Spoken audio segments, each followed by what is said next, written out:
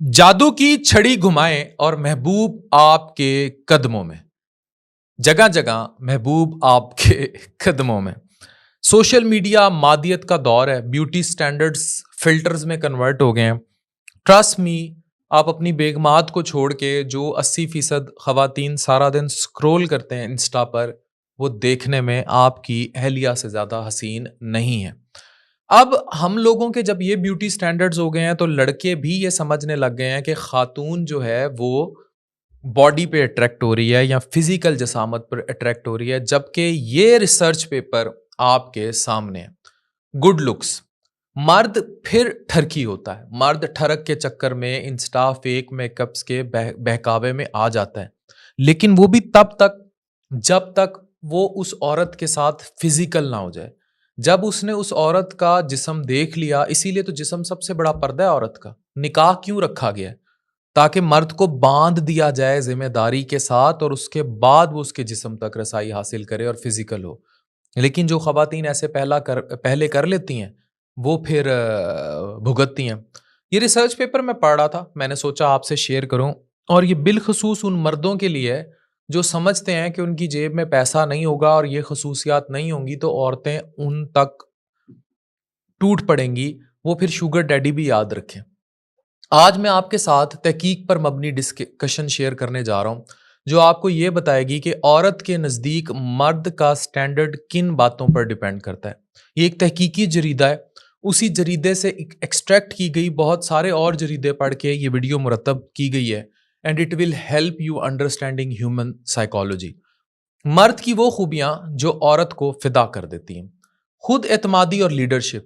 David بس کی research ہے 1989 کے مطابق عورتیں ان مردوں کو پسند کرتی ہیں جو کانفیڈنٹ اور لیڈر ہوں.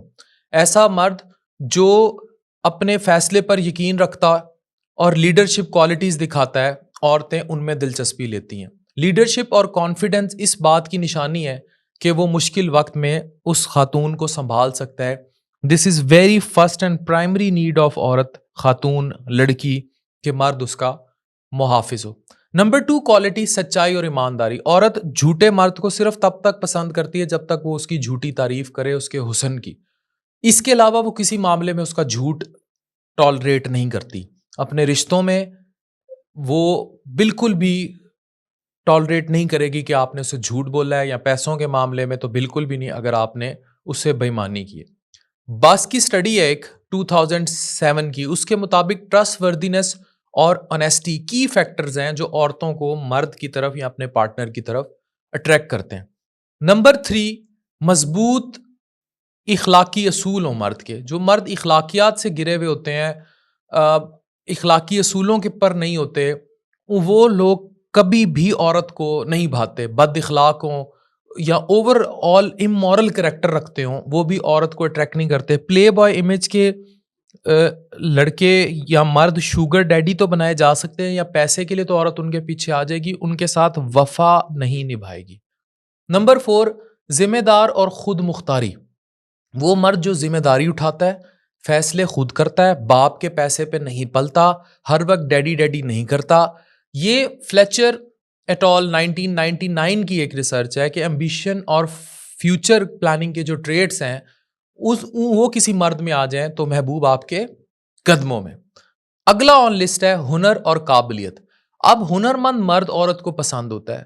بے ہنر مرد جس کو کوئی ہنر نہ ہو، نرا شوشے ششکے مارتا رہے، جم میں جا کے ڈمبل اٹھاتا رہے اور شرٹیں اتار کے اپنی باڈی دکھاتا رہے اور ایک انسیکیور فیوچر ہو، اس کے مقابلے میں ایک فیٹی لیور کا موٹا شخص جو کہ بہت زیادہ اپنی ذمہ داری کا احساس بھی رکھے اور ہنر اور قابلیت والا ہو، وہ بیاہ کے لے جائے گا تہاڈی محبوبہ.